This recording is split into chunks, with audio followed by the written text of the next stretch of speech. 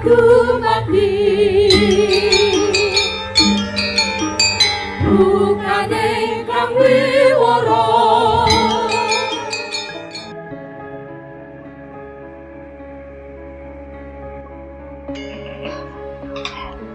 Dentuman-dentuman dahsyat meriam sabu jagat terdengar membahana, suaranya menggelegar membelah kesunyian angkasa, memecahkan kelenggangan pagi di kota Raja Mataram.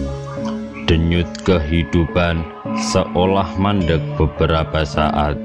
Semua orang menjadi terhenyak mendengar suara dahsyat dari senjata hebat pusaka milik Keraton Mataram itu.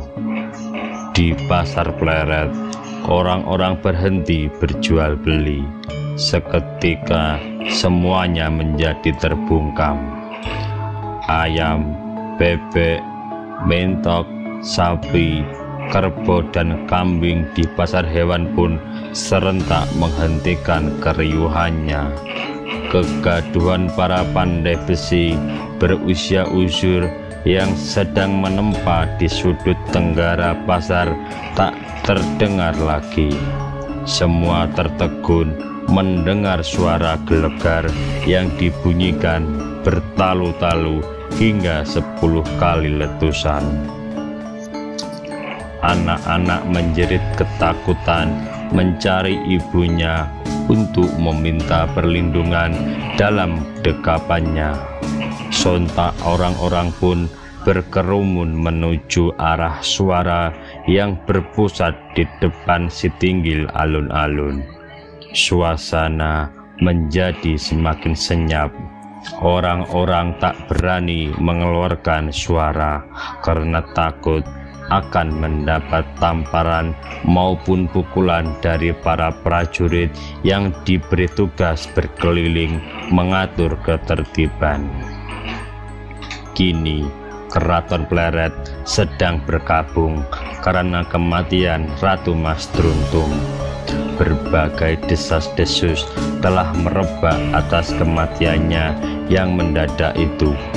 Bahkan tersiar kabar betapa berdukanya sang raja dengan kematian wanita yang sangat dicintainya itu.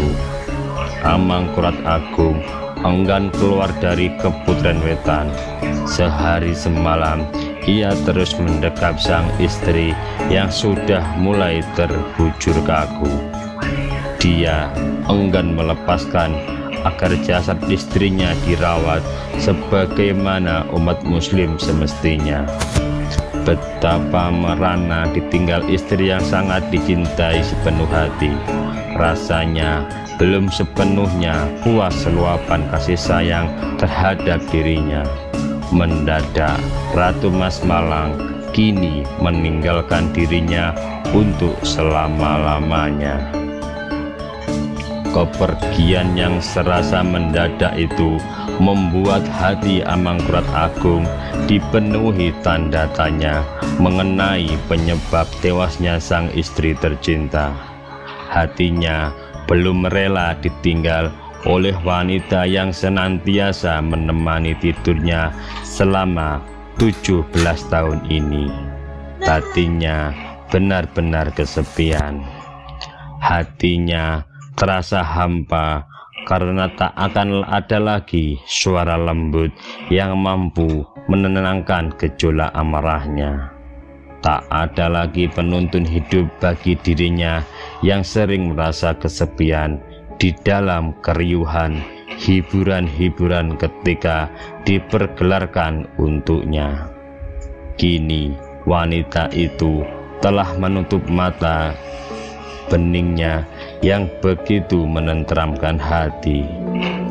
Berkat bujukan lembut sang ibu suri, akhirnya Amangkurat Agung mau melepas pelukannya pada jenazah wanita itu. Jasad Ratu Wetan pun selanjutnya dirawat sebagaimana mestinya.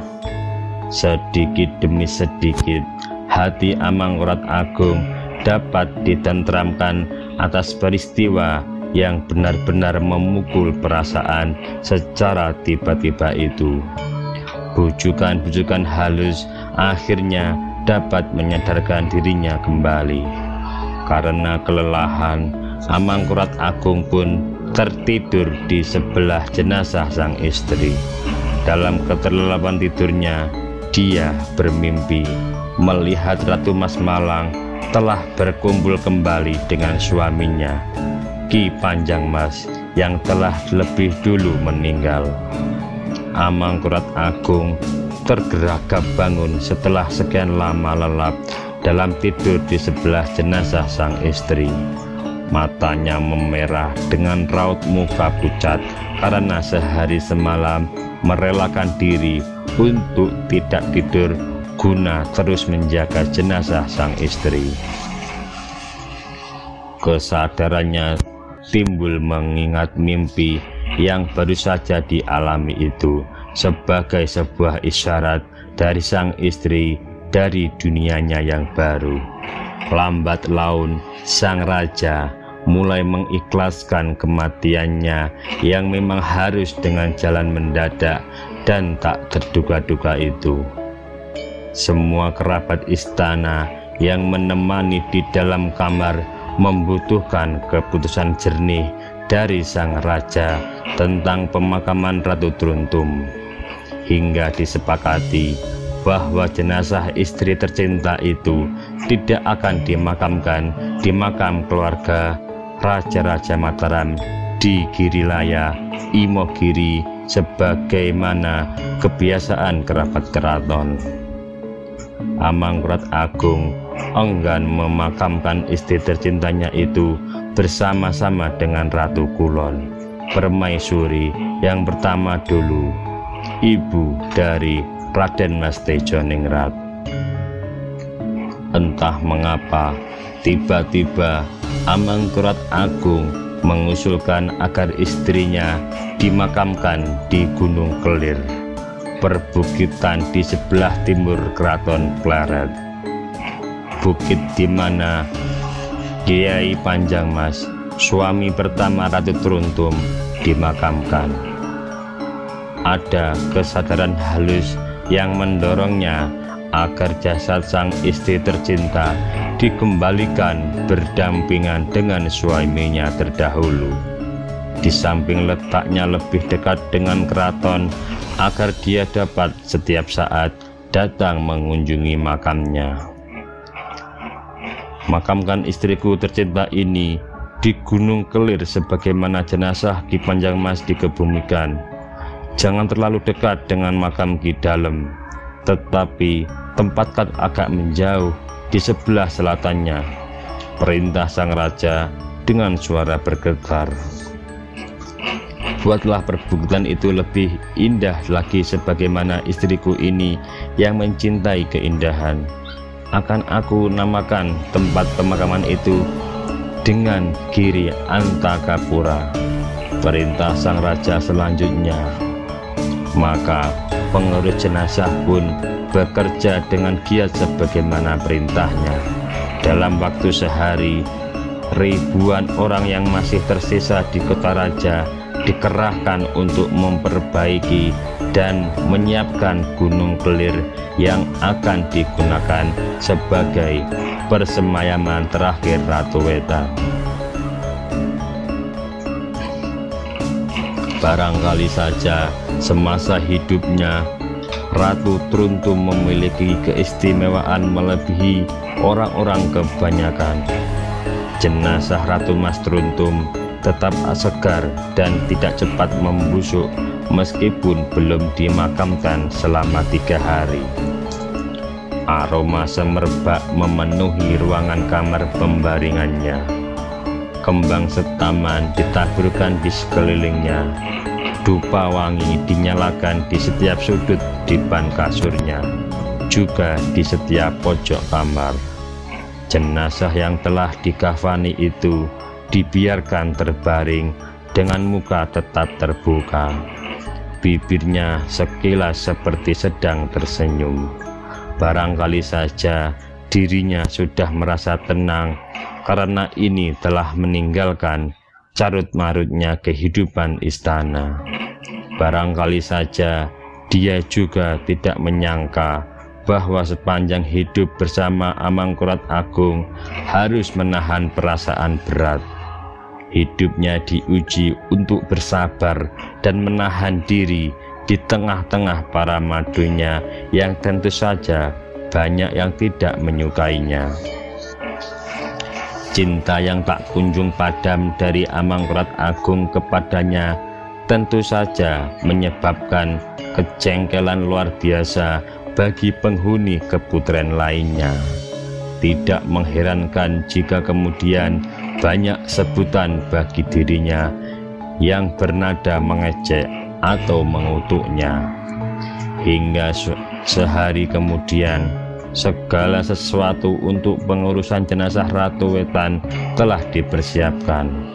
Maka di hari yang belum terlalu siang, iring-iringan pengantar jenazah mulai keluar dari istana Pleret. Ribuan orang yang kebanyakan adalah kaum perempuan telah berkerumun menunggu pemberangkatan itu. Mereka seakan-akan larut dalam kesedihan menyaksikan kematian sang permaisuri. Banyak di antara mereka tak kuasa menahan isak tangis. Untuk sesaat langit pun meredup bagi turut berbelasungkawa. Sinar terik matahari di musim kemarau itu terlindung oleh gumpalan-gumpalan mendung hingga angin pun menghembus sejuk. Pengantaran jenazah bagaikan sekawanan semut yang sedang berpindah sarang. Mereka bergerak perlahan-lahan menuju arah timur istana. Karena jaraknya yang tidak terlalu jauh, maka dengan cepat rombongan ribuan orang telah memasuki wilayah pemakaman di atas bukit itu.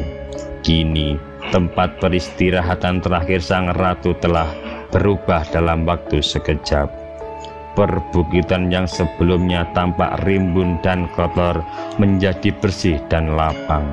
Sepertinya ahli bangunan istana sehari sebelumnya telah benar-benar menyiapkan tempat pemakaman sang ratu yang kemudian diberi nama Antakapura. Kejadian yang kembali mengharukan adalah ketika jenazah dibaringkan di dalam liang lahat. Sepertinya Amangkurat Agung tak rela melihat sang istri ditimbun tanah dan menghilang dari pandangan. Dia berteriak pilu agar liang lahat kuburan Ratu Wetan ditutup. Tangisannya begitu membuat iba siapa saja yang berada di sekitarnya.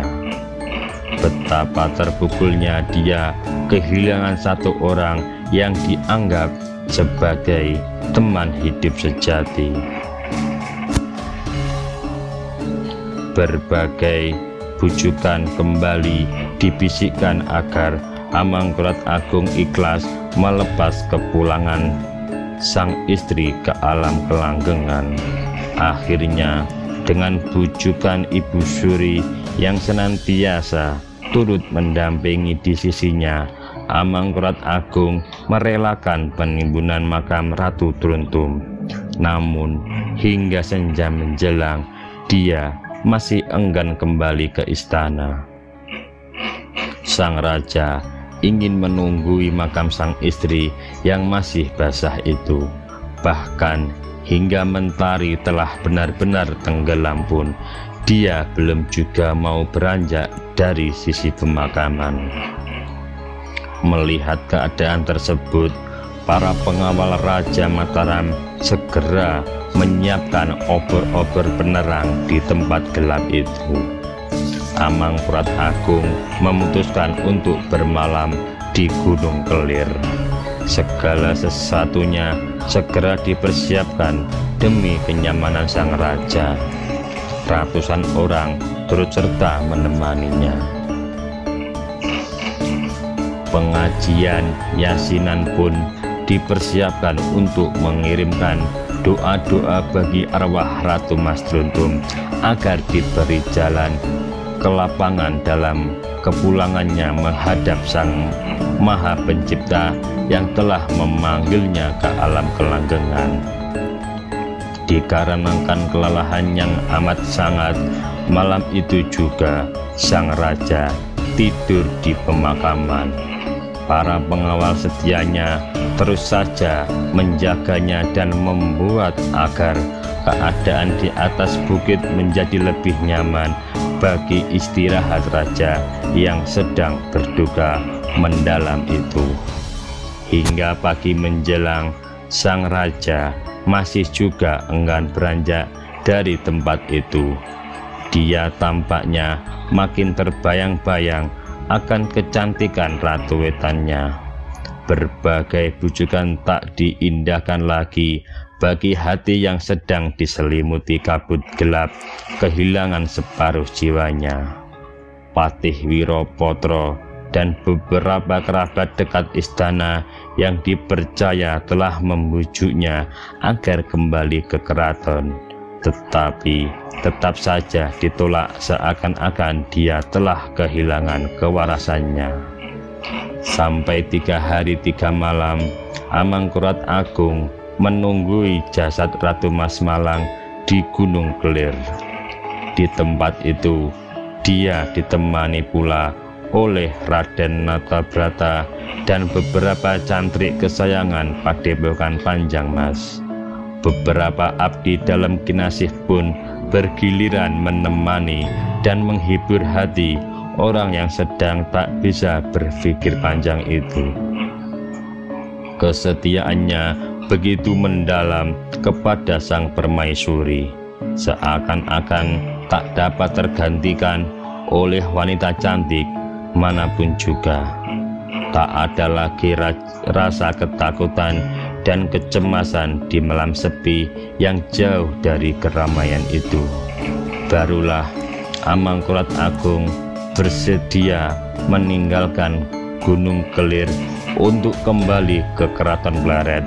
Setelah malam ketiga, dia bermimpi bertemu kembali dengan sang permaisuri tercinta.